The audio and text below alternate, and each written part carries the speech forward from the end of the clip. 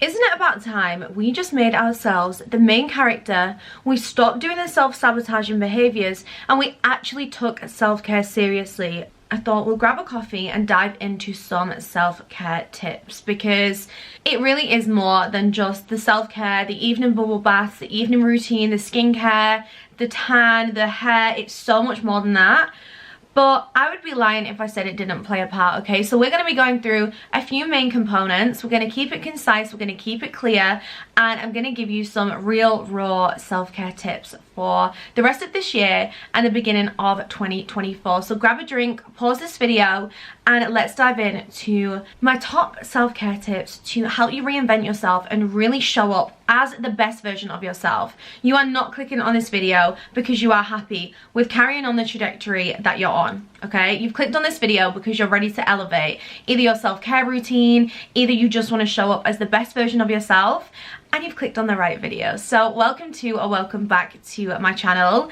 Don't forget to grab a coffee. We're gonna dive in and really look at what self-care is, what it means to me, and how you can embody these tips to really allow you to step into who you want to be and elevate in all areas. Although we're gonna dive into some stereotypical self-care tips, this is a real no BS, honest, clear, concise approach to what self-care means to me, and hopefully this is the only video that you ever need to watch to allow you to elevate and become a self-care queen. You're looking at step 1 right here.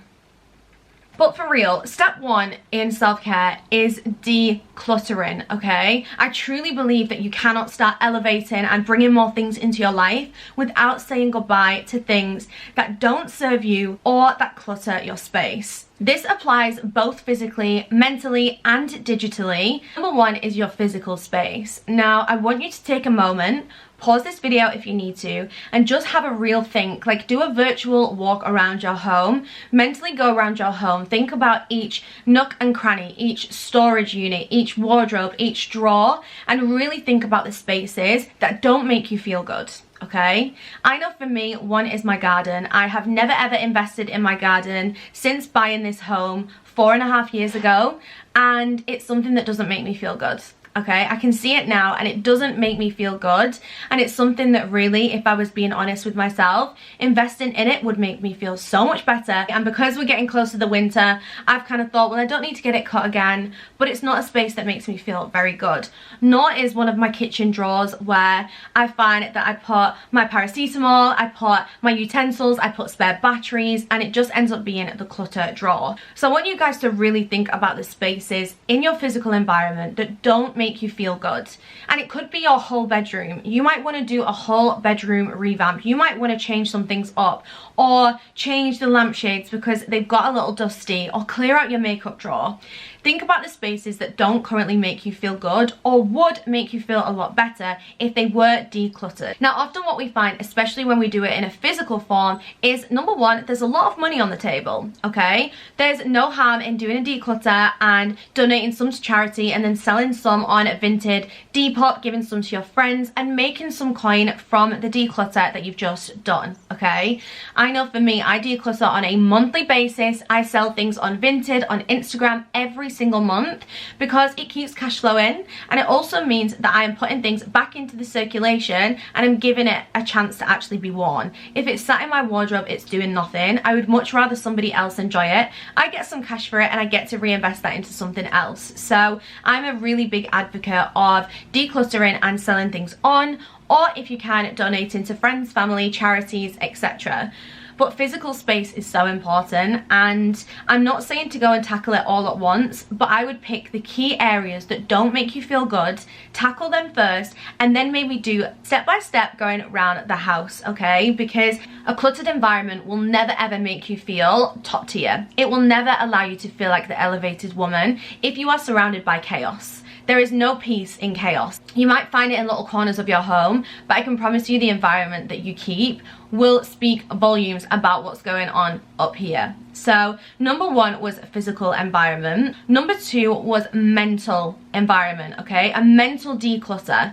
Now, my biggest tip for this is a brain dump, and I tend to do these every single week. They are actually part of the Breakthrough Planner, which I will leave linked down below. but essentially a brain dump is getting everything out of your mind, and I do this on a weekly basis. Things like appointments, things that you need to reply to, emails that you've got and just forgotten about, renewals that you need to do, such as insurance, jobs that need doing, friend dates, social dates, all of the upcoming things, or just mental clutter that you are having to hold on to in your mind, getting it all out on paper. Because what this does is it stops your brain having to hold on to all these pieces of information that just keep you cluttered. You might find you get more brain fog, you struggle to actually get the mind to mouth connection. If you feel like you struggle with that, where you know what you want to say but it's just not quite coming out, chances are you've got so much going on in there, you can't even find the right thing that you want to say. You can't find the right next thing to do because you've got so much mental declutter. So for me, I go through messages that I need to get back to, emails, appointments that I need to make, things that are bothering me. I brain dump about my physical environment as well, so things that I know are broken that need fixing or that need throwing, jobs that need doing, and just get it all out. Because you cannot start putting things back in, you can't start having an overload of new things and reinvest if the current space that you hold is decluttered and overwhelming, okay? So number 1 was physical, number 2 was mental, and number 3 is digital. Now guys, this is a self-care hack in itself, decluttering your digital environment. This is photos, this is apps, this is people that you follow, this is emails that you are subscribed to that you never open and just clutter your inbox. Really think about where your digital environment is getting cluttered or overwhelming, okay? Where does it feel a little bit chaotic? And it might be on Instagram you are following loads of people that don't actually make you feel good and people that you don't actually want to follow anymore, okay? You might find that your email inbox is so overwhelming you don't even bother looking at it because you've signed up to so many newsletters. That means you are constantly looking at 20,000 emails every time you open it. Really think about the areas that need tackling in your digital environment that you need to declutter. It might be files on SD cards or laptops. It might be files and folders. It could be your photos. Yeah, I know a lot of us on here are probably battling reaching the limit of our iPhone storage, okay? If this is you, a declutter is you. And I truly believe that if you declutter your mental, physical, and digital environment, this is the first step to almost starting with a clear, chaos-free, calm, blank slate, where then you can make the decisions of how you want to bring self-care into your life. And decluttering for me is a massive, massive self-care hack that I think a lot of people avoid and pop into the category of like cleaning and forget just how important it is from a self-care perspective. So decluttering is a huge one. And with this, I want you to consider everything that needs removing from your life that does not serve you, okay? I've spoken about physical, mental, digital. This could include people, situations, things that you are committed to that just don't serve you and you are doing them from lack of boundaries, people pleasing, or because you've always done it, but it's not actually something that you want to continue doing, okay? This is a form of self-care. Boundaries are one of the biggest forms of self-care.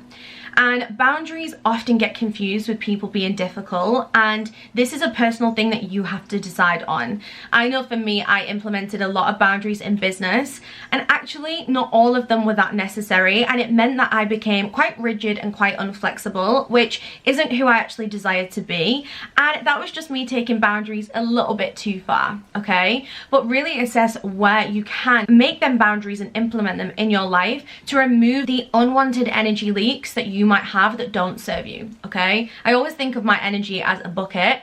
If things are not serving you, it's like stabbing holes in that bucket of water, and they're just leaky buckets of energy. Yeah, you don't even really want to do them. It doesn't make you feel good. It doesn't serve you, but you just feel like you need to do them. Okay, I hate the word should. Like, you should not be having to do anything. If you don't want to do it, you don't do it. I often feel like a lot of us get really overwhelmed, feeling like we should be doing this, we should be doing this, oh, I really should go and see that person. Please just eradicate should from your vocabulary for a month. Just trial it and see how much better you feel when you stop putting pressure on yourself to should be doing things. So number 1, the big one, was declutter, and within that obviously we've done 3 sections.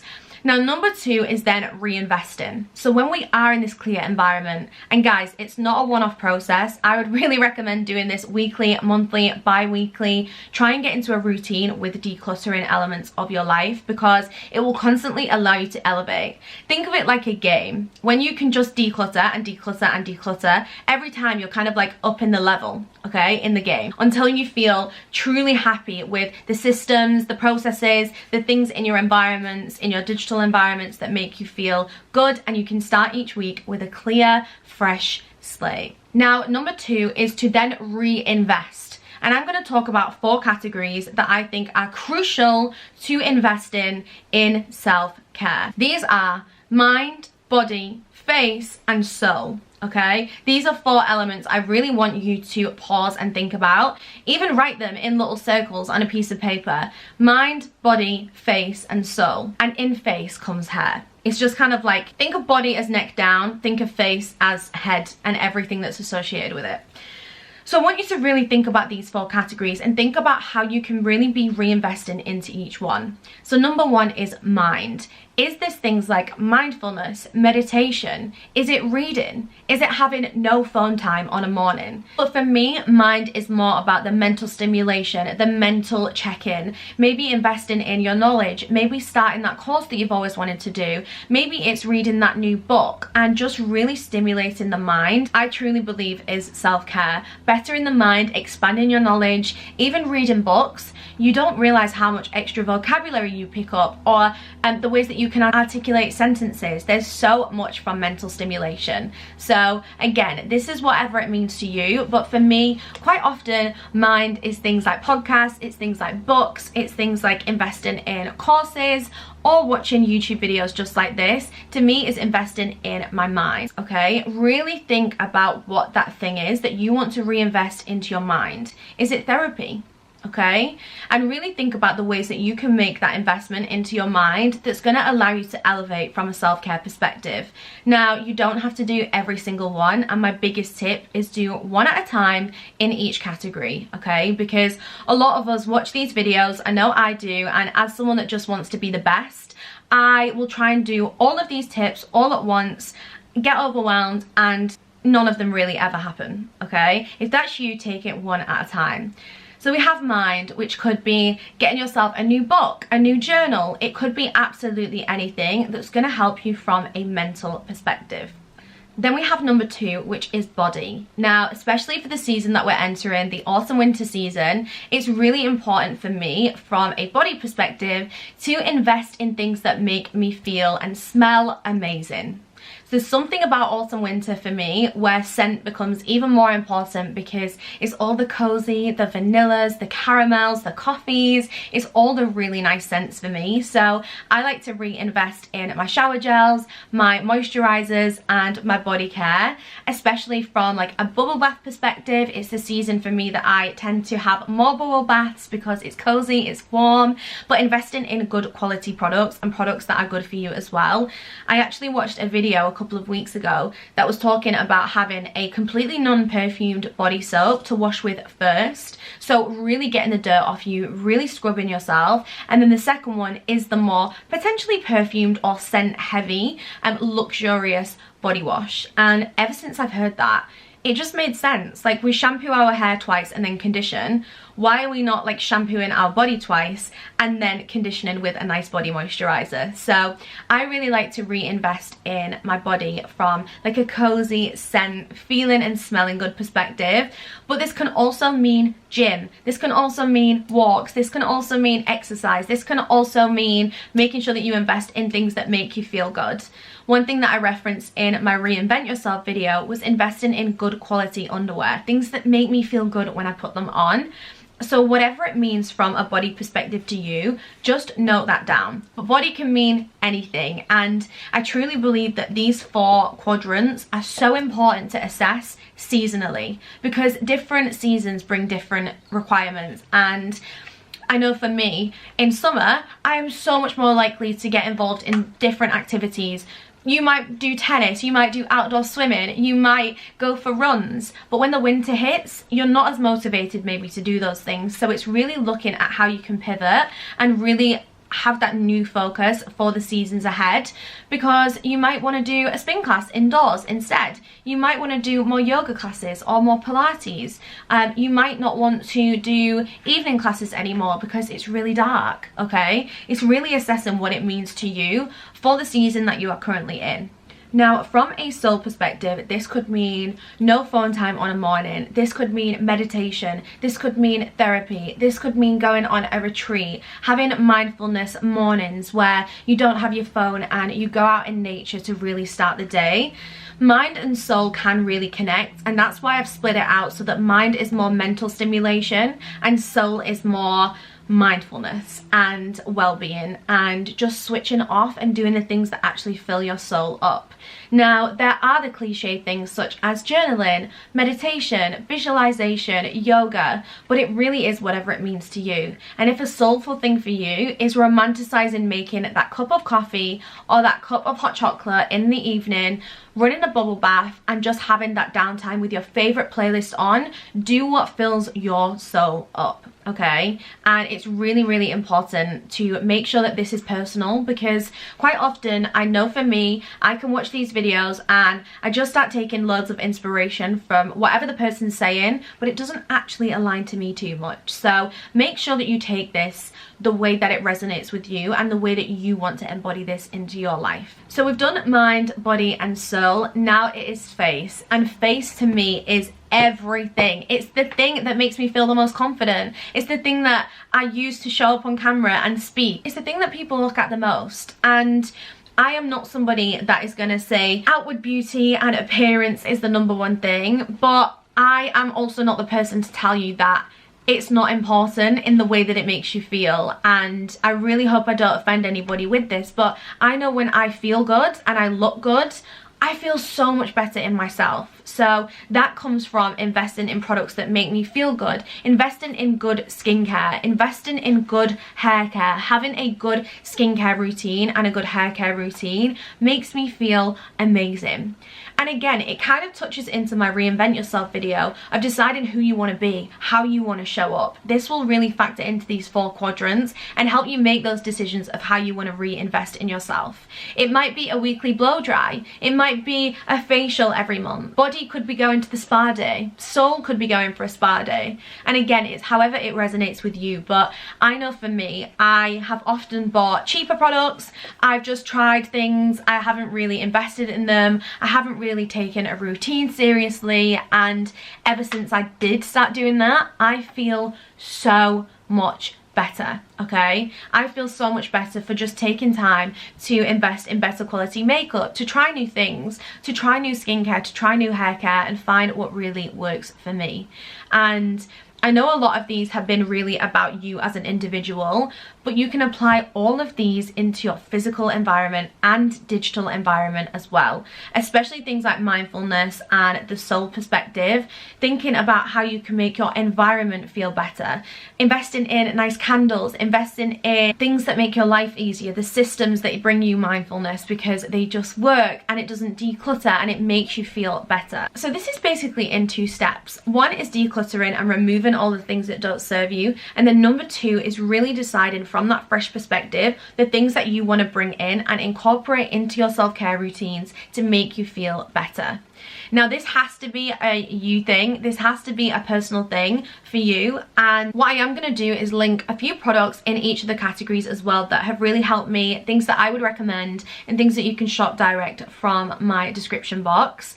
But another thing from a self-care perspective, and it's the last thing that I'm going to touch on, is trying something new. I truly believe when you push yourself out of your comfort zone and you try something new, this is also a form of self-care in the art of growing confidence. And whether this is going on a solo date, taking yourself out, trying a new podcast, trying a new book, just trying something new, trying a new hobby, trying a new product. Be really, really open in this season of elevating and becoming the best version of yourself to actually try new products, okay? Because you can either be pleasantly surprised or you might learn that it's not for you, but being open to trying new things, I promise you, will help you elevate your self-care routines and just seeing what else is out there and trying new things. Because if you've always done what you always did, you'll always get the results that you've always had. So trying something new is really, really important for me.